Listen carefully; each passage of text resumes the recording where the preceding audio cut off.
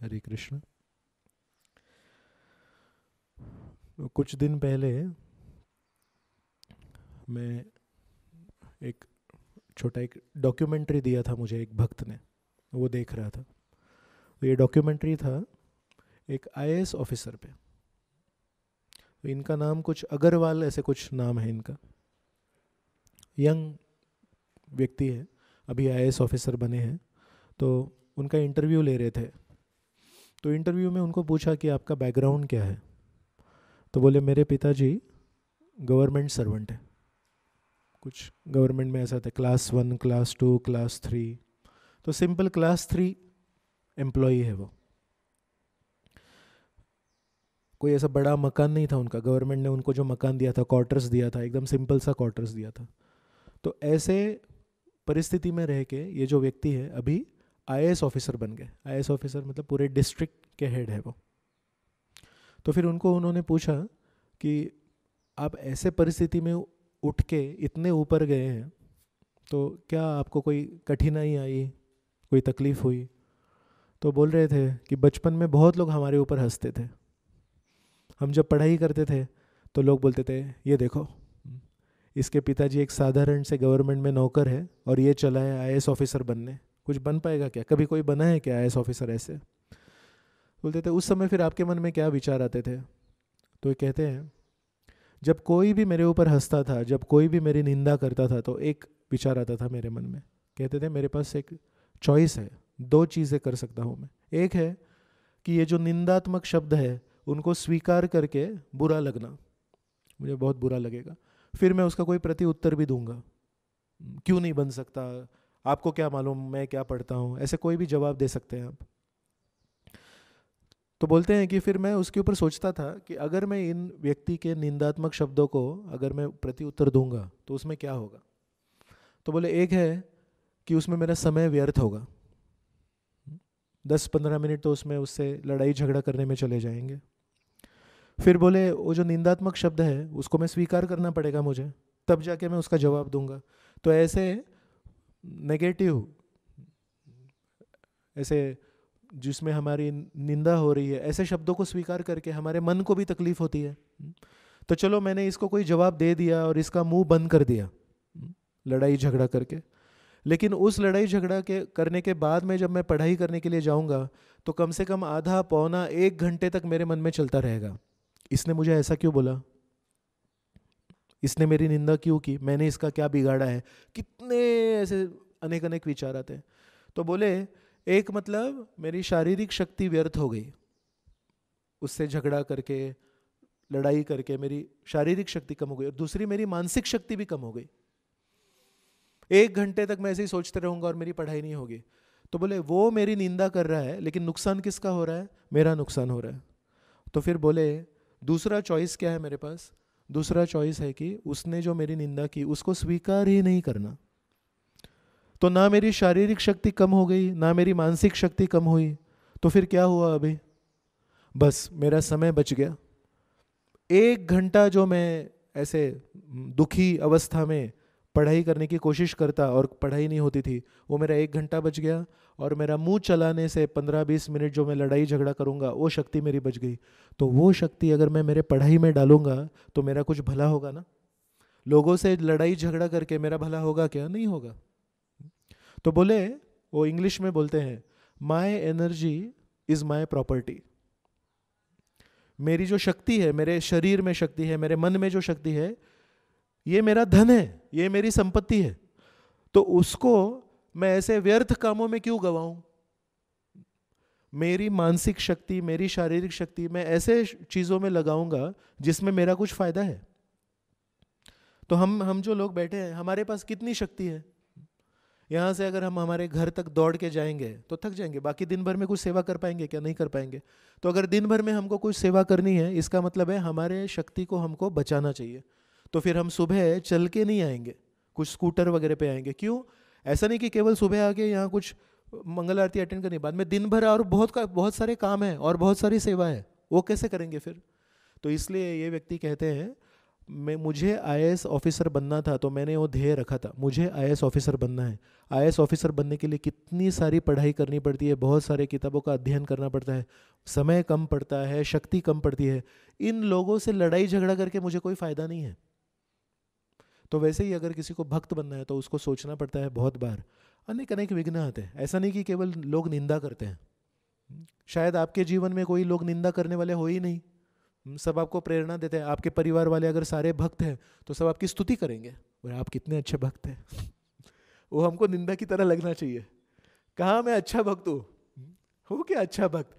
केवल मैं अगर सुबह जल्दी उठता हूँ तो उससे मैं अच्छा भक्त बन गया। कोई ऐसा व्यक्ति होता है जिसको बचपन से ही उसके माता पिता जल्दी उठाते हैं। हमारे मंदिर में एक भक्त है, वो बचपन से ही 3:30 बजे उठते थे। वो 3:30 बजे उठते हैं तो उनके लिए मंदिर में आके, जब अभी ब्रह्मचारी बने हैं, तो उनको 3:30 उठना एकदम आसान है। और ऐसे कोई भक्त है जो पहले आश्रम में आने से पहले घर पे थोड़ा देरी से उठते थे, 6 साढ़े 6 बजे उठते थे। उनके लिए वो 3:30 4 बजे उठना बहुत कठिन हो जाता है। तो ये भक्त को मैं एक बार बोल रहा था कि बोले आप कितने भाग्यवान हैं, आपके लिए सुबह उठना एकदम आसान है, बहुत लोग की परेशानी है। तो बोले एक्चुअली सही दृष्टि से देखेंगे तो मेरा नुकसान है। बोले क्यों नुकसान है आपका? बोले क्योंकि उसमें मेरा कोई संघर्ष नहीं है। मैं तो बचपन से 3:30 बजे उठता हूँ, तो मैं जब मंदिर में आया तो मंदिर में भी 3:30 बजे उठने लगा, तो मेरा कोई संघर्ष हुआ ही नहीं है जीवन में। भगवान का दर्शन करने के लिए मेरे जीवन में कोई संघर्ष नहीं है। ऐसे ही 3:30 बजे मेरी आंखें खुल जाती है। लेकिन ये जो भक्त है जो हमेशा 6 साढ़े 6 बजे उठता था, मैं देखता हूँ जब अलार्म बजता है उसका 4 बजे, तो ऐसे आँखों को ऐसे ऐसे करके सोचता है मैं क्या करूँ अभी, 4 बजे 2.5 घंटा पहले उठ रहा हूँ। लेकिन फिर सोचता है नहीं नहीं, भगवान दर्शन देने वाले हैं तो मैं भगवान का दर्शन करूँगा, और फिर उठ जाता है। तो बोले भगवान को तो ये प्रिय है, ये कितना संघर्ष कर रहा है भगवान के लिए। तो कभी कभी अच्छी आदतें हमारे लिए बाधा बन सकती है। तो वैसे हम कह रहे थे कि हमारी शक्ति हमारी संपत्ति है, उसको बचाना चाहिए। तो कुछ साल निकलने के बाद में, जब भक्ति में हम कुछ साल बिता देते हैं, उसके बाद में ऐसा एक सवाल आता है, अरे ये कठिनाई है, वो कठिनाई है, बहुत सारी कठिनाइयाँ आ रही है मेरे जीवन में, इसको कैसे झेलूँ मैं? तो उसके लिए एक सिंपल एक नियम है। क्या है कि हम शुरुआत में जब भक्ति में आए थे, जब हम पहले प्रोग्राम में आए थे, तो हमको कौन सी चीज़ अच्छी लगी? भक्ति में क्या क्या है? क्लास होता है एक, उसके पहले कुछ कीर्तन होता है, क्लास के बाद में प्रसाद होता है सबके लिए, और पूरा प्रोग्राम खत्म होने के बाद में कुछ तो सेवा होती है। तो अपने अपने हिसाब से हमको कोई ना एक चीज़ अच्छी लगती है। अगर हम गानों के शौकीन हैं तो हमको हरे कृष्णा कीर्तन अच्छा लगता है। अगर हम बहुत ही तत्व विचार करने वाले व्यक्ति हैं तो हमको क्लास बहुत अच्छा लगता है, कीर्तन में रुचि नहीं आती है। अगर कोई व्यक्ति है जो ज़्यादा ही बहुत सोच विचार करता है तो फिर उसको प्रश्न उत्तर में बहुत मज़ा आता है, बोलता है अरे ऐसा प्रश्न पूछा फिर ऐसा उत्तर मिला। कोई अगर एकदम खाने में उस्ताद है तो उसको प्रसाद बहुत अच्छा लगता है, बाकी उसको किसी चीज़ में इंटरेस्ट नहीं है। कभी कोई व्यक्ति है जो घूमने का शौकीन है, कभी इधर जाओ कभी उधर जाओ, तो भक्ति में आके उसको यात्रा बहुत अच्छी लगती है कि नहीं? तो जैसे हमारा विचार है, जैसे हमको अच्छा लगता है, उस प्रकार से हमको कोई ना एक चीज़ भक्ति में बहुत अच्छी आती है, पसंद आती है। तो साल बीतने के बाद में ऐसा होता है कि शुरुआत में तो समझो मैं गानों का शौकीन हूँ, तो शुरुआत में मैं जब आऊँगा तो मुझे कीर्तन बहुत अच्छा लगेगा, फिर लेक्चर के समय में सोते रहता हूँ। लेकिन कीर्तन हो गया तो बोला हाँ कीर्तन। लेकिन कुछ साल बीतते हैं तो फिर लोग बोलते हैं प्रभु जी थोड़ी सेवा है, आप आएंगे क्या सेवा के लिए? तो हम सोचते हैं अभी क्या करूं, 2-3 साल हो गए तो चलो सेवा भी कर लेता हूं, लेकिन उसमें रुचि नहीं है हमको, है कि नहीं? तो ऐसे जैसे समय बीतता जाएगा वैसे हमको अलग अलग चीज़ों में भक्त खींचेंगे। आप थोड़ा इधर भी आ जाइए, आप थोड़ा इधर भी आ जाइए, आप थोड़ा इधर भी आ जाइए, तब हमारे जीवन में कठिनाई आती है। अगर हमको कीर्तन अच्छा लगता है और जिंदगी भर हमको कोई सेवा के लिए नहीं बुलाए, कोई क्लास में नहीं बुलाए, कोई यात्रा में नहीं बुलाए, कोई कुछ नहीं बोले, हम जस्ट अपने समय पे आएंगे, कीर्तन जब चलता है कीर्तन अटेंड करेंगे, फिर वापस जाके घूम के आएंगे, फिर सेकंड कीर्तन में भाग लेंगे, फिर वापस घूमने जाएंगे, कोई सेवा नहीं करेंगे, तो अपना जीवन कितना अच्छा चलेगा? अगर किसी को क्लास अच्छा लगता है, कीर्तन करने में कोई मज़ा नहीं है उसको, वो राधा माधव खत्म होने के बाद में केवल क्लास में आएगा, जैसे ही क्लास खत्म हो जाएगा वो चला जाएगा। अगर हमको जो अच्छी लगती है वस्तु, जो चीज़ हमको भक्ति में अच्छी लगती है, वो करने की हमको एक एक चांस दिया जाए तो हम जिंदगी भर खुश रहेंगे भक्ति में। लेकिन उसमें एक हमारा नुकसान है, क्या है? उसमें हमारा ग्रोथ नहीं होगा, हमारी उन्नति नहीं होगी उसमें। क्यों? क्योंकि उसमें हमारा संघर्ष नहीं है। उन्नति किसकी होती है? जो संघर्ष करता है, जो थोड़ा जूझता है। तो कुछ साल बीतने के बाद में जब संघर्ष ज़्यादा हो जाता है कि हमको एक ही चीज़ अच्छी लगती है, कभी कभी दो चीज़ अच्छी लगती है, लेकिन अपेक्षा भक्तों की बहुत रहती है। बोले प्रभु जी थोड़ी यात्रा है, उसमें भी आप आइए। बोला अरे मुझे घूमना फिरना जरा भी अच्छा नहीं, जिंदगी में कभी मैं घर के बाहर नहीं निकला। बोला नहीं, यात्रा में आना है। एक बार कभी आपको बोलेंगे चलो क्लास दे दीजिए, बोले क्लास दे दीजिए, मैं तो सुनता भी नहीं हूँ, मैं तो सोते रहता हूँ। बोले नहीं, आपको क्लास देना है, आपको थोड़ा आप प्रिपेयर कर लीजिए, 2 दिन के बाद में सुबह आपको क्लास देना है। बोले बाप रे, कहाँ फंस गया मैं, हा? लेकिन क्या करेंगे, अगर भक्त बोलेंगे तो सेवा भी करनी चाहिए। हा? क्लास में सुनते हैं, चलो भक्त कोई बोलते हैं तो करना चाहिए करके। मतलब कुछ सालों के बाद में जो भक्ति में शुरुआत में हम मिठास एक आती है हमको, वो मिठास कुछ सालों के बाद में कठिन बन जाती है कि नहीं? तो शुरुआत में भक्त जब आते हैं तो बहुत हंसते हैं, बहुत खुश लगते हैं, फिर बाद में ऐसे दुखी दुखी लगते हैं। तो उनको क्या हुआ भैया आपको? तो बोले क्या करे, अब क्या क्या करना पड़ता है, जो मैंने सोचा था नहीं करूँगा वो भी सब करना पड़ता है कि नहीं? तो ऐसे समय पे एक भक्त को याद करना चाहिए, एक मिनट रुक जाइए, हम जब पहले दिन भक्ति में आए थे तो हमको क्या अच्छा लगा था? तो चलो किसी को समझो जपा अच्छा लगता था, तो अभी आप जपा में एनर्जी डालिए, क्योंकि वो चीज आपके लिए स्वाभाविक है, क्योंकि वो चीज आपको हृदय से स्पर्श की थी पहले दिन। तो अगर आज आप उसमें शक्ति डालेंगे, आज आप उसमें एनर्जी डालेंगे, तो वापस आपको उस मिठास का एहसास होगा। So we have to remember the first connection with Krishna. पहली बार जब हमारा भगवान के जो संपर्क हुआ वो किस वजह से हुआ, क्या चीज थी जिसने हमको आकर्षित किया, और उस वस्तु को पकड़ेंगे तो सारे संघर्ष आसान हो जाते हैं। तो बाकी सब जो चीजें वो तो करनी है, लेकिन हमको जो चीज अच्छी लगती है, अगर हमको क्लास अच्छे लगते हैं तो ज्यादा क्लास सुनिए, अगर आपको कीर्तन अच्छा लगता है कीर्तन सुनिए, कीर्तन कीजिए, अगर आपको कोई ऐसा घूमना फिरना अच्छा लगता है आप खुद को 1-2 भक्त को लेके कोई छोटी सी यात्रा पे चले जाइए। लेकिन ऐसा चीज करने से, ऐसी चीज करने से आपको फिर से मिठास अनुभव होती है, और उस मिठास के अनुभव से बाकी जो संघर्ष है वो आसान हो जाता है। एक बार एक ऐसा छोटी सी कहानी है, कुछ ऐसे बच्चे थे, रोज शाम को क्रिकेट खेलते थे। तो ऐसे घर के बाहर गली में ऐसे क्रिकेट खेलते थे, बहुत आनंद से खेलते थे। कोई सिक्सर मारता था, कोई बॉलिंग करता था। तो इतना सब अच्छा खेल देख के उस गली के बाजू में एक व्यक्ति का घर था, उसको देखा नहीं जाता था। वो बोलता है अरे इतना क्या आनंद ले रहे हैं ये लोग, इतने क्यों खुश हैं? और बच्चे तो जब खेलते तो कितने खुश हो जाते हैं, तो बहुत शोर करते थे। तो बोलते अरे मुझे शांति चाहिए, शांति। तो बोला अभी इनको कैसे रोकूं मैं? बच्चों को रोक नहीं सकते आप। बच्चों को अगर आप रोकेंगे तो उतना वो ज्यादा जिद करते हैं, है कि नहीं? जिनके पास बच्चे उनको मालूम है। तो बच्चों को कंट्रोल करना एक अलग ही एक साइंस है। तो उसने सोचा चलो एक काम करता हूँ, कुछ तो करता हूँ। तो उस दिन शाम को जब बच्चे खेलने के लिए आए, बहुत अच्छे से खेले, बहुत अच्छा स्कोर किया उन्होंने बैटिंग में, बॉलिंग में।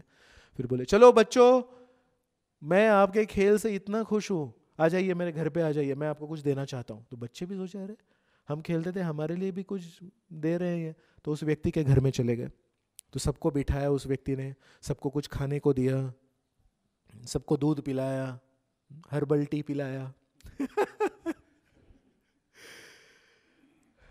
फिर बोले सबसे ज्यादा आज स्कोर किसका है, आपने कितने सिक्सर मारे? तो उसने बोला अरे मैंने 6 सिक्सर मारे। और किसी ने मारे? नहीं।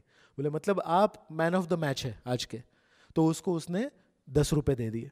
बोले आपने इतना अच्छा स्कोर किया, आपके लिए 10 रुपए इनाम। तो ये देख के सब लोग बोले अरे खाना पीना सबके लिए, हर्बल टी सबके लिए, और इसको 10 रुपए एक्स्ट्रा मिला, मतलब कल हमको भी सिक्सर मारना चाहिए। तो अगले दिन और जोश से खेले लोग, बहुत जोश से खेले। फिर उस दिन कोई और निकला हाई स्कोर, तो बोले आप मैन ऑफ द मैच है, ये लीजिए आपके लिए 10 रुपए। ऐसा करके करके 1 महीने तक वो उस हर शाम को सबको खाना खिलाता था, कुछ खिलाता था, और बाद में कोई जो अच्छा व्यक्ति है उसको एक 10 रुपए देता था। फिर एक दिन उसने एक आश्चर्यजनक चीज की। क्या? एक दिन ऐसे ही जब सब खेल रहे थे और सब लोग सोच रहे थे आज कौन है मैन ऑफ द मैच, और सब लोग एकदम अच्छे से खेल रहे थे, बोला आज मुझे 10 रुपया चाहिए, मुझे 10 रुपया चाहिए, तो स्पर्धा हो गई हो सब खेलने वालों में। उस दिन शाम को वो व्यक्ति आया ग्राउंड पे और बोले अरे बहुत अच्छा खेले आप, बहुत अच्छा खेले, और चला गया। आज उसने घर पे नहीं बुलाया, आज उसने कुछ खिलाया नहीं, आज कुछ पानी दूध कुछ नहीं दिया, आज कुछ 10 रुपए भी नहीं दिए, उनको ऐसे ही दुर्लक्ष्य करके चला गया। तो उस दिन वो सारे जो दोस्त थे खेलने के बाद में पूरी तरह से मायूस हो गए, उनका खेलने का पूरा जोश ही चला गया। तो अगले दिन उसमें से आधे ही लोग आए खेलने के लिए, तो बोले अरे बाकी लोग किधर है, तो बोले नहीं, कोई बोला मैं बीमार हूँ, कोई बोल रहा है कि मेरी पीठ दुख रही है। बोले अरे हम सालों से खेल रहे हैं, आज तक इनकी पीठ नहीं दुखी, आज क्यों दुख रही है। बोले चलो जो भी, हम लोग खेलते हैं। ऐसा करते करते 7 दिनों में, 1 हफ्ते में वो पूरा खेल ही खत्म हो गया। और फिर वो आदमी अपने घर पे हंसने लगा, बोला हा हा हा हा हा, देखो मैंने कैसे ये खेल खत्म कर दिया। कैसे खेल खत्म कर दिया उसने? अरे उसने तो लोगों को इनाम दिया, तो खेल खत्म कैसे हुआ? खेल खत्म ऐसे हुआ कि शुरुआत में वो सारे जो बच्चे थे वो क्यों खेलते थे? आनंद के लिए खेलते थे। कोई बैटिंग करने वाला है, उसको बैटिंग करने में आनंद आता था, किसी को बॉलिंग करने में आनंद आता था, किसी को विकेट कीपिंग करने में आनंद आता था, किसी को ऐसे ही भागने में मजा आता था। तो जो भागने में मजा आता था वो कभी नहीं बोलता था अरे मुझे बैट दो, मुझे बैट दो, पहले बैट दो, तुम क्यों बैट ले रहे हो। जो बॉलिंग करता था वो कभी झगड़ा नहीं करता था, अरे तुम विकेट कीपर क्यों बने, मैं विकेट कीपर बनूंगा। वो बोले तुम विकेट कीपर करो, चलो तुमको आनंद आता है ना विकेट कीपर में, तुम विकेट कीपर करो, मुझे बॉलिंग में आनंद आता है। तो जो बॉलिंग करता था, जो बॉलर था वो बॉलिंग करता था, उसको बॉलिंग में आनंद आता था। जो विकेट कीपिंग करता था उसको विकेट कीपिंग में आनंद, जो सिक्सर मारता था वो सिक्सर ही मारता था। लेकिन बात क्या हो गई, कुछ दिनों बाद जब ये व्यक्ति आया तो उसने बोला स्कोर किसका ज्यादा है। तो अगर स्कोर के लिए 10 रुपया मिल रहा है तो विकेट कीपिंग को स्कोर नहीं है, केवल बैट्समैन को स्कोर मिलता है। सिक्सर कौन मारता है? जिसके हाथ में बैट है, जिसके हाथ में बॉलिंग है, वो थोड़ी सिक्सर मारता है। तो 10 रुपया किसको मिलेगा? केवल जो बैटिंग करता है उसको मिलेगा। तो धीरे धीरे क्या हो गया, वो 10 रुपया पाने के लिए विकेट कीपर विकेट कीपिंग की तरफ ध्यान कम करने लगा और सोचने लगा इसके हाथ से मैं बैट कब लूं। धीरे धीरे जो फील्डिंग करता था, बहुत अच्छा फील्डिंग करता था और फील्डिंग करने में उसको आनंद आता था, बहुत खुश था फील्डिंग करने में, लेकिन उसको लगा ये 10 रुपया अगर पाना है तो ये बैट मेरे हाथ में कैसे लूं। तो धीरे धीरे ये सारे लोग जो आनंद के लिए खेलते थे, खुशी से खेलते थे, वो धीरे धीरे वो 10 रुपए के लिए खेलने लगे। और वो जब 10 रुपए एक दिन खत्म हो गए तो उन्होंने खेलना भी बंद कर दिया। वैसे ही हम लोग भी जब शुरुआत में भक्ति में आते हैं तो एक आनंद के लिए आते हैं। अरे मला तर प्रोग्राम खूप आवडतो, काय क्लास असतो, मला तर प्रसाद खूप आवडतो, प्रसाद खूप छान असतो, मला भगवंतांचं दर्शन खूप आवडतं, दर्शन किती सुंदर असतं। तो हर एक व्यक्ति यहाँ जो बैठा है वो किसी एक चीज के लिए भक्ति में आया था, लेकिन बाद में देखता है शायद ये करने से ज्यादा इनाम मिलेगा, मैं जो कर रहा हूं उसमें कोई इनाम नहीं दिख रहा है इनाम है, क्या इनाम है? आनंद का इनाम है। आपको जो चीज अच्छी लगती है अगर आप उसको अच्छे से करेंगे, एकदम मनपूर्वक करेंगे तो आपको आनंद मिलेगा। लेकिन धीरे धीरे अगर हम देखते हैं कि किसी को और कोई इनाम मिलता है तो हमको सोचता है वो आनंद जो मिलेगा ना हमको, वो इनाम नहीं है, मुझे 10 रुपए का इनाम चाहिए। और वो 10 रुपए का इनाम का एक प्रॉब्लम ऐसा है कि कभी मिलता है कभी नहीं मिलता है, लेकिन आनंद का इनाम आपको हर क्षण क्षण मिल सकता है अगर आपको जो अच्छा लगता है वो आप करेंगे तो। लेकिन जैसे हम आगे बढ़ते हैं तो 10 रुपए का इनाम के लिए हम लोग खेलने लगते हैं क्रिकेट का मैच, और जब 10 रुपए के इनाम के लिए खेलते हैं तो एक दिन जब 10 रुपए खत्म हो जाता है तो हम वो क्रिकेट गेम बंद कर देते हैं। तो वैसे ही हमको सोचना चाहिए कि शुरुआत में जब हम आए थे किस चीज़ के लिए आए थे, ऐसी कौन सी चीज़ थी जिसने हमको भक्ति में आकर्षित किया था, उस चीज़ को पकड़ के रखिए। वो सेवा हो सकती है, कथा हो सकती है, प्रसाद हो सकता है, भगवान का दर्शन हो सकता है। उस चीज़ को अगर आप ध्यान रखेंगे और उस चीज़ को पकड़ के रखेंगे, जीवन में कितने भी संघर्ष आए आप उस संघर्ष से कभी हिलेंगे नहीं और अपना निरंतर हरिनाम करते रहेंगे। और अगर शुरुआत से आपने ऐसा कोई पकड़ लिया एक चीज़ कि मुझे ये चीज़ करने में आनंद आता है, मुझे हरिनाम करने में आनंद आता है बस, तो बाकी अगर कोई मुझे सेवा में बुलाए, क्लास देने को बोले, यात्रा में जाने को बोले, वो मेरे लिए संघर्ष है, वो मेरे शुद्धिकरण के लिए है, लेकिन आनंद मुझे मेरे हरिनाम से आता है, तो फिर क्या प्रॉब्लम है? फिर ज़िंदगी आगे चलती रहेगी। तो शुरुआत से अगर हमने एक ऐसा एक ऊंचा एक स्तर पकड़ लिया, क्या मैं 10 रुपये के इनाम के लिए नहीं करूँगा, मैं आनंद के लिए करूँगा, सेवा के रूप में करूँगा, तो फिर नीचे आना कठिन हो जाता है। जैसे बोलते हैं किसी को, अभी हम जब ऐसे इस उम्र के थे, जब हम जॉब करते थे मंदिर ज्वाइन करने से पहले, तब हमारे पास फ़ोन नहीं था। बहुत सारे लोगों के पास फ़ोन था, लेकिन हमने कभी उस समय फ़ोन नहीं लिया था। फिर हमने मंदिर ज्वाइन किया, तो मंदिर में फिर सेवा के लिए हमको एक फ़ोन दिया, तो एकदम से सिंपल सा ऐसा छोटा सा 1600 रुपये का फ़ोन था, अभी भी याद है मुझे, नोकिया का ऐसा एकदम शुरुआत में निकला था, इतना छोटा सा फ़ोन सिंपल, वो फ़ोन दिया था हमको। फिर उसके बाद में अभी 5 साल पहले उससे थोड़ा एक अच्छा फ़ोन दिया था। फिर अभी ये एक अच्छा स्मार्टफोन जिसको बोलते हैं वो दिया है हमको। अगर समझो ये हमारा फ़ोन छिन जाए, समझो मंदिर ने बोले कि अरे ये तो बहुत, इसमें बिल बहुत ज़्यादा आ रहा है, तो मंदिर को अभी नहीं पॉसिबल हो रहा है, तो आपको ये सिंपल सा फ़ोन दे, तो हमको अगर वो 1600 रुपये वाला फ़ोन वापस देंगे ना, समझो, तो हमारा काम चल जाएगा, क्योंकि हमने शुरुआत की उस फ़ोन से, है कि नहीं। लेकिन सोचो अगर आप में से कोई पहला फ़ोन जब खरीदा है, वही समझो स्मार्टफोन खरीदा है, आप में से अगर कोई है, और समझो किसी कारणवश कोई प्रॉब्लम आ जाए और आपको कोई बोले कि चलो अभी आज से आप ये सिंपल फ़ोन यूज़ कीजिए, उसको तकलीफ हो जाएगी, है कि नहीं। तो आपकी शुरुआत जब ऊंचे स्तर से होती है ना, तो नीचे स्तर पे आना बहुत कठिन हो जाता है। लेकिन जिसने नीचे स्तर से शुरुआत की है, वो ऊपर भी जाता है और कभी नीचे भी आता है, फिर ऊपर जाता है, फिर नीचे आता है। तो अगर कोई स्मार्टफोन से शुरू करे तो फिर उसको साधारण फ़ोन में मज़ा नहीं आता है। तो अगर हम शुरुआत से कोई एक चीज़ पकड़ के रखें जिसमें हमको आनंद आता है, तो फिर हम नीचे नहीं आएंगे। अगर हम शुरुआत से ही तय करें कि हम क्लास सुनेंगे एकदम ध्यानपूर्वक, मेरा फर्स्ट क्लास मैं ध्यानपूर्वक सुनूंगा, दूसरा मेरा जो क्लास है वो भी ध्यानपूर्वक सुनूंगा, हर क्लास में ध्यानपूर्वक सुनूंगा। एक दिन जब आप बीमार पड़ेंगे, कभी ना कभी तो बीमारी होगी कोई ना कोई, उस दिन भी अगर आप पीछे जाके बैठेंगे ना उधर कुर्सी पे, लेकिन ऐसे कुछ तो व्याकुलता होगी, बोले अरे कुछ मज़ा नहीं आ रहा है। क्यों मज़ा नहीं आ रहा है? क्योंकि शुरुआत से हमारा स्टैंडर्ड ऊपर है, तो ऊपर के स्टैंडर्ड से शुरुआत करेंगे ना, तो फिर नीचे आने में कठिन होता है। तो अगर कोई व्यक्ति बीमार भी होता है ना, लेकिन वो सोचता है कि नहीं नहीं पीछे कुछ मज़ा नहीं आता है क्लास सुनने में, हम आगे आके क्लास सुनेंगे। लेकिन अगर शुरुआत से हम पीछे बैठ के क्लास सुनेंगे, तो फिर उसमें हमारा ऐसा हो जाता है कि चलो फिर आगे जाने में क्या है, और पीछे भी स्पीकर का आवाज़ तो आता है। वैसे हरिनाम में भी अगर शुरुआत से हम ध्यानपूर्वक हरिनाम करेंगे, पहले बार जब हरिनाम करेंगे, हरे कृष्णा कृष्णा कृष्णा हरे हरे, हरे राम राम राम हरे हरे, शुरुआत से ही अगर हम ध्यानपूर्वक जप करेंगे, तो कभी नींद आ रही है तो नींद सहन नहीं होती। फिर मैं देखता हूँ कुछ कुछ लोग हैं जिनको अच्छा जप करने की आदत है, वो उठते हैं और चल के जपा करते हैं, लेकिन बैठ के नहीं करेंगे वो। क्यों? बात यह नहीं है कि मैं बैठ के जपा करूँ कि खड़ा जपा करूँ, बात यह है कि मैं अच्छा जपा करूँ। लेकिन अगर हमारी शुरुआत ही अगर गलत है, हरे कृष्ण हरे राम राम हरे, ऐसा अगर हम शुरुआत से जपा करें, तो ऊपर उठना बहुत कठिन हो जाता है। अगर बचपन से किसी ने घर में बहुत अच्छा खाना खाया है, तो उसको खिचड़ी खाना कठिन हो जाता है। लेकिन अगर खिचड़ी खाई है तो कुछ अच्छा प्रसाद मिलेगा, तो अच्छी बात है। तो कभी भी ऐसा देखा जाता है कि नीचे से ऊपर जाना आसान है, लेकिन ऊपर से नीचे आना बहुत सारी चीज़ों में कठिन हो जाता है।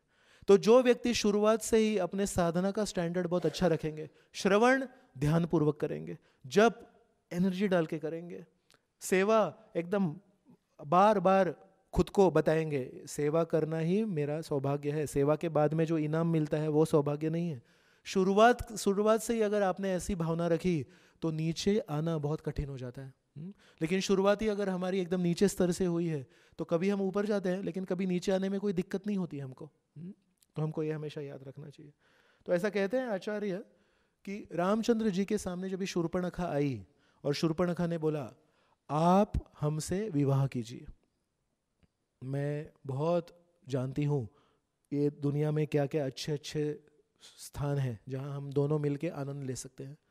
तो राम जी ने उनको स्वीकार नहीं किया। तो कई बार हम देखते हैं कौन कौन व्यक्ति भगवान की शरण लेता है। हाथी ने भगवान की शरण ली, प्रहलाद ने भगवान की शरण ली, और भगवान ने सब भक्तों को स्वीकार किया।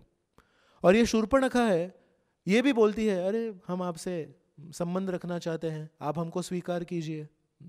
लेकिन भगवान ने उसको स्वीकार नहीं किया।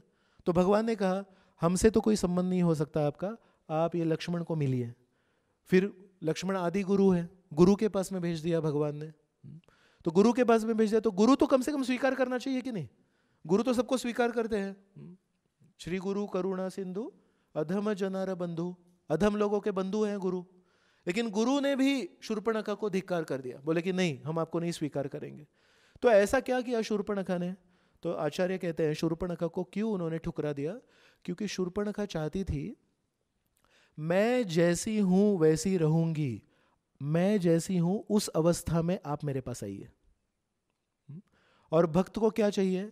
मैं ऐसा हूं, आज मैं ऐसा हूं, लेकिन अगर आपको पाना है तो क्या करना पड़ेगा? फिर भगवान बोलते हैं मुझे पाने के लिए थोड़ी नम्रता चाहिए, मुझे पाने के लिए थोड़ा संघर्ष चाहिए, मुझे पाने के लिए सबके साथ में मिलना है। तो शूर्पणखा का एक ही दोष है, शूर्पणखा कितनी आकर्षित हुई भगवान से।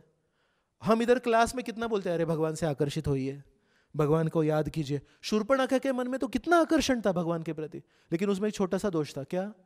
मैं नहीं बदलूंगी। उस दोष के वजह से भगवान ने देखा ये व्यक्ति मुझे पाने के लिए कोई कीमत नहीं चुकाएगी, इसको मैं जैसी हूं वैसा ही चाहिए। तो इसलिए भगवान ने बोला आपको ट्रेनिंग की जरूरत है, आप बिना शुद्धिकरण का मुझे पाना चाहते हैं, इसलिए भगवान ने उनको गुरु के पास भेजा। गुरु थोड़ा इनको ट्रेनिंग दीजिए कि मुझे पाना इतना आसान नहीं है, मुझे पाने के लिए संघर्ष करना पड़ेगा, मुझे पाने के लिए आपको खुद में परिवर्तन लाना पड़ेगा। तो उन्होंने गुरु को भी आदेश दिया मैं नहीं बदलूंगी। तो फिर गुरु ने किया, अरे भगवान ने आपको मेरे पास भेजा ट्रेनिंग के लिए, आप मुझे भी बोल रहे हैं मैं नहीं बदलूंगा, मैं नहीं बदलूंगी, मैं जैसा हूं वैसा हूं, मैं जैसी हूं वैसी हूं। फिर गुरु ने भी बोला भैया आपको हम कुछ नहीं कर सकते, अगर आपने तय कर लिया है मैं नहीं बदलूंगा, मैं नहीं बदलूंगी, गुरु क्या भगवान क्या कोई आपको बदल नहीं सकते। फिर लक्ष्मण जी ने भी बोला राम राम, आप आगे बढ़िए, राम के पास में जाइए। फिर राम ने बोला कि नहीं हो सकता। फिर उनको इतना द्वेष हुआ, बोले कि अरे आपने मुझे ठुकराया, आपने मुझे ठुकराया, और क्यों ठुकराया? अभी मैं समझ गया कौन है फसाद की जड़, सीता है। तो बोले अभी मैं सीता को मार दूंगी। फिर भगवान ने गुरु को बोला ये भक्ति देवी को मारने की कोशिश कर रहा है। शूर्पणखा सीता को मारने की कोशिश, सीता देवी कौन है? भक्ति है, प्रेम है, राम के प्रति जो प्रेम है उसका मूर्तिमान स्वरूप है सीता। तो जब शूर्पणखा ने सोचा कि मैं भक्ति को मारूंगी, तो फिर भगवान ने गुरु को बोला काट दो, और फिर लक्ष्मण जी ने उनको नाक और कान उनके काट दिए। तो शूर्पणखा का केवल एक ही दोष था, आकर्षण होना तो बहुत अच्छी बात है, ये तो बहुत अच्छा सद्गुण है, लेकिन उनका दोष था मैं जैसी हूँ वैसी हूँ, मैं मेरे में कोई बदलाव नहीं लाऊंगी। तो उसका ऐसा हो गया कि उनको भगवान भी नहीं मिले और उनके पास जो भी थोड़ा बहुत जो भी रूप था वो भी छिन गया। तो ऐसे हमको हमेशा याद रखना चाहिए कि भगवान को पाने के लिए संघर्ष करना चाहिए, लेकिन संघर्ष जब कठिन होता है तो हमको याद करना चाहिए शुरुआत में हम जब आए थे भक्ति में तो क्या चीज़ ने हमको आकर्षित किया था, और उस चीज़ को हम अगर पकड़ के रखेंगे तो फिर हमको याद आएगा कि मेरी शक्ति ये मेरी संपत्ति है, मेरी शक्ति मैं किस चीज़ में डालूँ ये मेरा डिसीजन है। मैं इधर उधर ऐसे वैसे क्यों शक्ति व्यर्थ करूँ? अच्छी चीज़ों में, सही चीज़ों में मैं शक्ति डालूंगा। तो मैं श्रवण में शक्ति डालूंगा, मैं बोलने में ज़्यादा शक्ति नहीं डालूंगा। बोलने में शक्ति कब डालूंगा? जब मुझे बोला जाए, जब मुझे कोई विनंती करे कि आप बोलिए, जब बोलने की संधि आएगी तो आप शेर की तरह बोलिए, उस समय फिर नम्रता मत दिखाइए। फिर उस समय माइक दिया तो फिर नमो विष्णु पदाय कृष्ण प्रेषाय श्री कृष्ण भगवान की जय, क्लास संपला, तभी उसमें नम्रता मत दिखाइए। तो जब बोलने की बारी आएगी तो आप शेर की तरह दहाड़िए, भगवान के बारे में बोलिए, सबको बोलिए। लेकिन जब तक बोलने की संधि नहीं है हमारे पास तब तक फिर सुनेंगे, तो सुनने में एनर्जी डालिए। जब तक जप के बारे में कोई बोलने के लिए नहीं बोले तो उस समय बोलिए, अच्छे से बोलिए। लेकिन जब तक हमको कोई संधि नहीं मिल रही है कि हम किसी को जप के बारे में बोले, तब तक हम क्या कर सकते हैं? अपना खुद का जप अच्छा कर सकते हैं, उसमें एनर्जी डालिए। तो जो भी है हमारे पास, अगर हम शुरुआत से एक हाई स्टैंडर्ड रखेंगे तो ऊपर से नीचे आना थोड़ा कठिन हो जाता है, अच्छे खाने से सिंपल खाने में आने में कठिन हो जाता है। तो अगर अच्छी साधना हम अगर शुरुआत से रखेंगे, ऐसा कहते हैं शुरुआत से हमको थोड़ा ऊपर की तरफ रहेंगे तो भले ही हमारा बुढ़ापा आ जाए, अभी कुछ 10-15 साल में बूढ़े हो जाएंगे हम, उस समय फिर नहीं कर सकते अच्छा जपा, उस समय ये दुखता है, तो फिर मुंह में से आवाज़ भी नहीं आती। लेकिन अगर जन्म जन्म से 20 साल समझो हम अच्छा जपा करें, हरे कृष्णा, शक्ति डाले, उसमें शक्ति डाल रहे, एनर्जी डाल रहे, नींद आती है नहीं हरे कृष्णा जूझ रहे हैं हम लोग, तो बुढ़ापे में जब पूरा ये जो शरीर है दुर्बल हो जाता है, उस समय भी हम उसमें एनर्जी डालने का कुछ हमारे पास कुछ एनर्जी होगी, कुछ डिटर्मिनेशन होगा, कुछ दृढ़ता होगी। लेकिन अगर हमने ज़िंदगी भर एकदम आसानी से आराम से जप किया है, बुढ़ापे में जब ये शरीर दुर्बल हो जाएगा उस समय हम क्या जप करेंगे? उस समय लड़ाई नहीं कर सकते, बुढ़ापे में लड़ाई नहीं कर सकते हम। जो भी लड़ाई करनी है वो अभी करनी है। तो अभी जो लड़ाई करेगा उसका स्टैंडर्ड इतना हाई हो जाएगा साधना में कि जब बुढ़ापे में शरीर साथ नहीं देता है तो कम से कम ऐसा थोड़ा नीचे नीचे आके भी वो थोड़ा ऊपर ही रहेगा। लेकिन अगर आप युवा अवस्था में यहाँ है साधना में, तो जब बुढ़ापा आएगा, दुर्बल हो जाएगा शरीर, तो यहाँ से फिर नीचे आएंगे। जो यहाँ है वो यहाँ आएगा, जो यहाँ है वो नीचे पहुँच जाएगा। तो हमेशा याद रखिए कि ये जो शरीर है ये भक्ति के लिए नहीं बनाया गया है। ये जो शरीर बनाया है, कलयुग का शरीर है, इसमें कोई दम नहीं है एक्चुअली। हम जो खा रहे हैं उसमें कोई दम नहीं है। ये जो हवा है प्रदूषित हवा है, हम ज़्यादा दिन टिकने नहीं वाले हैं। तो कभी भी कुछ भी हो सकता है, हमको पता नहीं, हम कभी दुर्बल बनेंगे, कभी एक एक्सीडेंट हो जाता है, एक क्षण में आदमी खत्म हो जाता है। तो अपने पास क्या कितना समय है हमारे पास नहीं मालूम मुझे। जो भी है एक मालूम है, आज का जपा मेरे साथ में है, आज की माला मेरे हाथ में है, चलो इसमें मैं एनर्जी डालूंगा। तो इसी के साथ मैं विराम दूंगा। बहुत बहुत धन्यवाद। हरे कृष्ण।